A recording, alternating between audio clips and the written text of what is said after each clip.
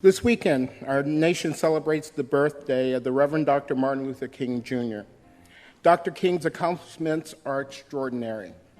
The civil rights leader, Nobel Peace Prize winner, and orator had followers from all walks of life.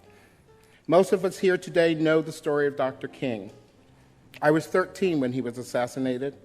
I remember the National Guard patrolling the city of Washington, D.C.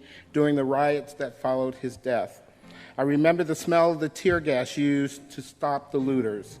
I remember the chaos and the anger and the grief. But there is a member of our congregation that was present during this disturbing and historic era. Bruce Calkins is a retired minister of the Presbyterian Church USA. He was pastor of an African-American congregation in the South Bronx of New York City. He has served as church consultant and as the interim pastor in 5 congregations. Bruce and his wife of over 50 years, Linda, are members of Founders MCC. The reason Bruce is speaking today, because he was there. He participated in the civil rights movement in New York City, Washington, D.C., Selma, Alabama, and Hattiesburg, Mississippi. It is with great honor and pleasure I present to you Reverend Bruce Calkins. Well, today when you hear a recording of a speech by Martin Luther King, you feel the power of a man committed to overcoming injustice and bringing freedom. The power of a man committed to overcoming hate, the power of hate with the power of love. But I want to tell you, back in the 1960s, when you heard the speech, you get a lump in your throat because you knew that you were listening to a man who was standing in the crosshairs of the sights of a rifle. King spoke to a people who were also in the crosshairs. And as I listened to King in Washington on August 28, 1963, my breath got breathing. I was a little faster. My skin tingled because I knew there were people out there who were using the tactics of lynching and beatings to stay in control. And I thought, how can he be so direct and so forceful and so honest when it was so dangerous?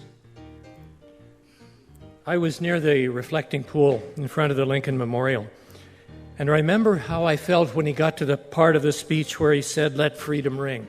Let freedom ring. Let freedom ring from the mountains of New York.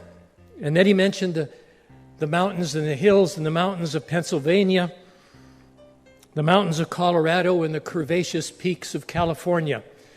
And I thought, yes, he's calling for freedom and justice in the North, where we pretend that we are more just. And then he went on, and he said, not only that, but let freedom ring from the Stone Mountain in Georgia. And let freedom ring from Lookout Mountain in Tennessee.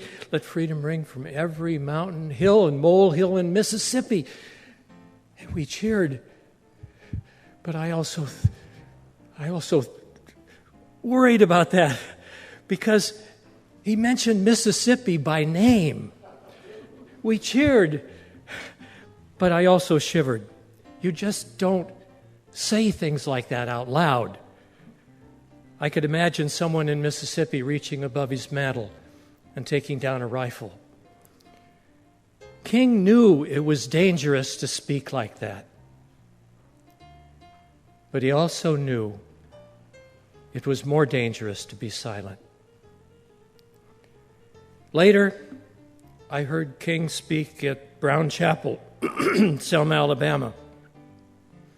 And the clergy who had come down there right after Bloody Sunday were asked to come up on the platform with Martin Luther King. And so there he was, right in front of me. And he was always way out in front of all of us. His words in Selma were calm He didn't need to inspire the marchers to action.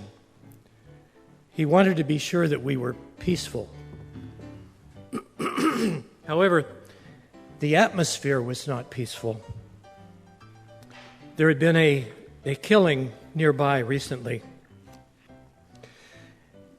Another one of the white pastors who came to Selma decided to go out and talk to the white citizens in Selma. He wanted to ask them what they thought about all of this, and he hoped to soften their hearts a little bit. Well, word traveled fast, and as he started to cross a street, a pickup truck raced around the corner and it was aimed right at him. He did manage to jump out of the way, just barely, and the driver laughed as he roared past. King knew the risk of crossing the Edmund Pettus Bridge and then marching on to Montgomery to demand freedom to vote. He also knew the danger of doing nothing. After the assassination of John F. Kennedy, Martin Luther King and his wife Coretta attended the funeral service. King leaned over at one point during the service and said to Coretta quietly, "That'll be me someday." Coretta said, "I know." King went on to Montgomery and then to Memphis because the risk of silence was greater than the risk of action. And I see in Martin Luther King a man who lived the words of Jesus, who said, "No one has greater love than this, to lay down one's life for one's friend." Amen.